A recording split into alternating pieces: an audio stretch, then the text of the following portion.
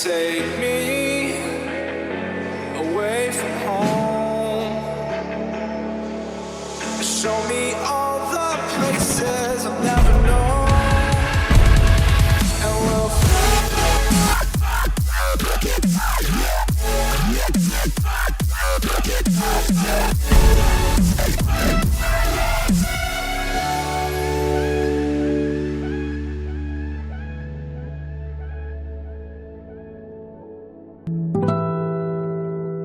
Sabi nga nila, parang gulong ang buhay ng tao. Minsan nasa baba ka, minsan nasa taas. Minsan, o madalas, paikot-ikot lang. Parang takbo ng buhay ko. Minsan masaya, minsan malungkot. Bigla na lang umiiyak dyan.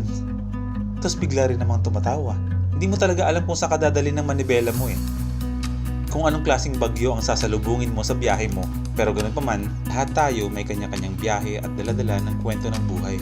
At sa bawat pagtatapos, may bagong pasimula. At ang panibagong kabanata ng libro ng buhay ko ay magsisimula sa lugar na to.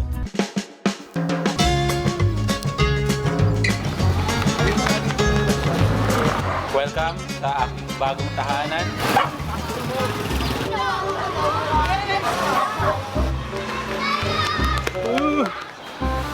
Maliit na kwarto at may kwarto din sa loob.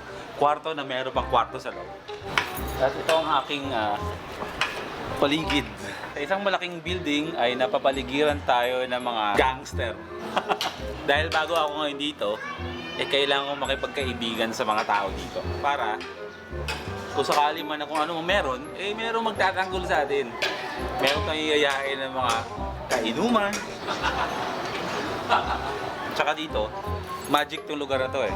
Dadaan ka muna sa isang masalimuot na lugar bago ka makaakyat dito. So kung merong gustong magtangka sa buhay mo, bago makaakyat sa building na to,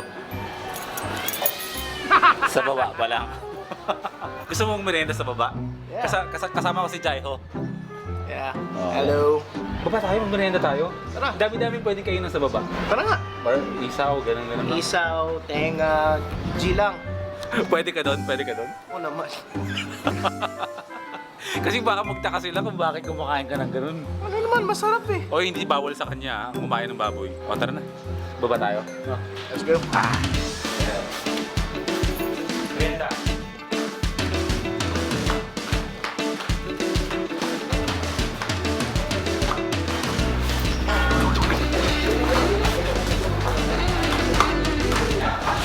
Ito yung pinaka-challenging na papasok dito sa bahay namin sa bagong nilipatan kasi dadaan tayo sa medyo ang buhay ng gangster, ang buhay ng gangster. Yan.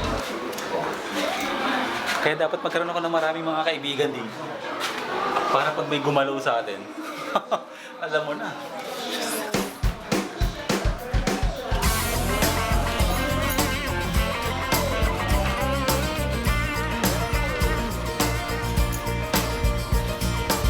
Sobrang G. Kasi ang dami sobrang pwedeng kainan dito. Ito yung gusto ko dito bro, ito yung gusto ko dito.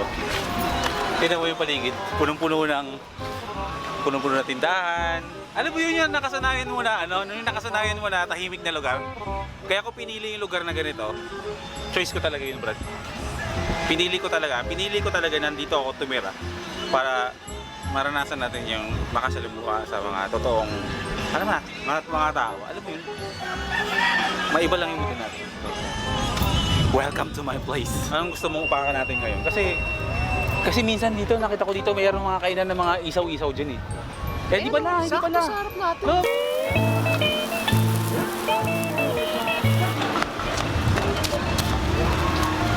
Ayan bro. Oh. Matas. Hindi, joke lang. Sige, order tayo. Okay. Pipili tayo. Para sabay-sabay maluto. Ilang natin? Okay. Magkano po? Ito na. Ayan na. Kano penya isa? 10 isa. Ay di 10. 10 isaw. Ano yan? Tapos, yung paa po magkano? 10 din.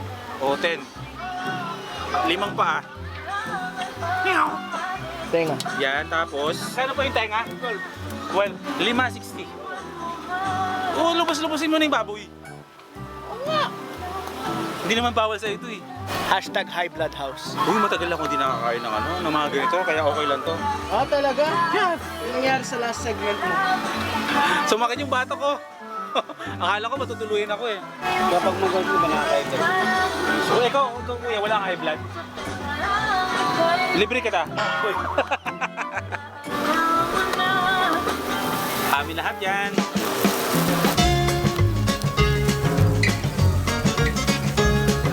Dito po kami kakain. Dito lang po namin kakainin. Di ba bawal uminom sa kalye? Simple lang. Ano tayo? Bili tayo tapos patago natin tirahin. Pwede ba dun? Ha? Bahala ka. Or yung incan bro. Saan tayo hanap ng incan dito? Balutin natin ng papel yung incan na beer. Tapos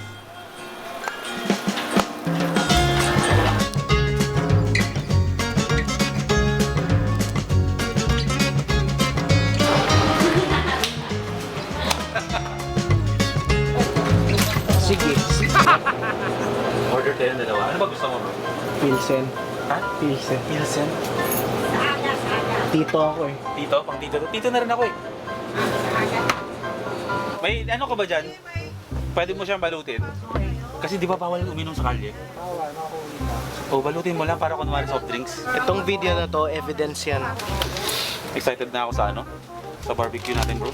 Kaya dito talaga dito paghapon no? Sobrang madaming kainan talaga sa labas. 100. Mahal naman!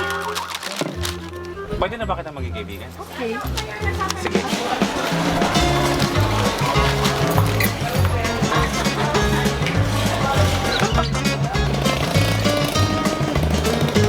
Akin na ako hawak. Saan ba natin ilalagay itong pera ko? Ow! Ow! So, bale ito ang in-order namin. 10 isaw, 5 paa na mga manok, 6 na tenga. Say hello to high blood. Buksan mo muna yung beer mo. Buksan mo na. Huwag kang papalata. Ha? Ano ba yan? Tito beer. Ha? Pilsen. Ay! Oh, sige.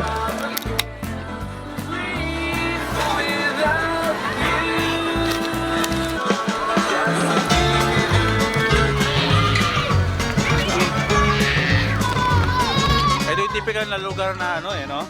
Ang parang probinsya namin dati. Yung mga bata naglalaro sa kalye.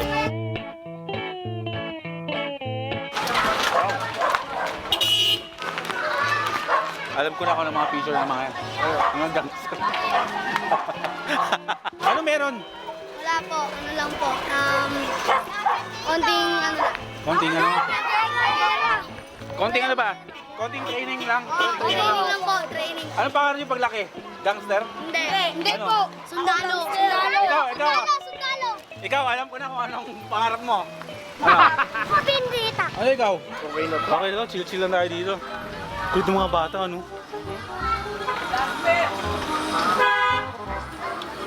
Alam niyo ba kung bakit ko pinili yung ganitong lugar? Ha? Kasi nasanay ako na ano, na tahimik yung lugar. Ngayon gusto ko na medyo maingay. Tsaka alam mo yun, magkaroon talaga ng mga tropa-tropa. Yung tinatawag niya tropa talaga. Mga bata. Hindi naman mga bata, ay mga... Basta, meron kasi iba't ibang klaseng mga kaibigan eh. Ano ba tawag sa mga gano'n? Yung mga tropang alam mo pag time na naagrabyado ka, yung handang rumesbak para sa'yo. Friends with benefits. Ikaw yun, sa'yo yun. Choice ko na lumipat dito kasi gusto kong matry yung pamumuhay sa gabi. Doon ako nakatira ako sa taas. Andun. Tapos dito, makikita nyo, may mga palengke, may bilihan ng gulay, bilihan ng bigas, bilihan ng itlog, barbecuean dito. Meron ding kwek-kwekan. Solid. Solid. Oh, bagong lipat lang ako dito eh. Saan ako pa? Diyan po ako sa taas. Panyo. Try mo yung paa. No. I tried. Don't like it. Akala lang kung lang itong tinitira ko. O meron din ditong ano, burgers. At fries. Pagkagising mo, kunwari puwet ka, galing ka sa trabaho, pag uwi mo, pag nagising ka ng tahapon, bababa ka, mag-food trip ka.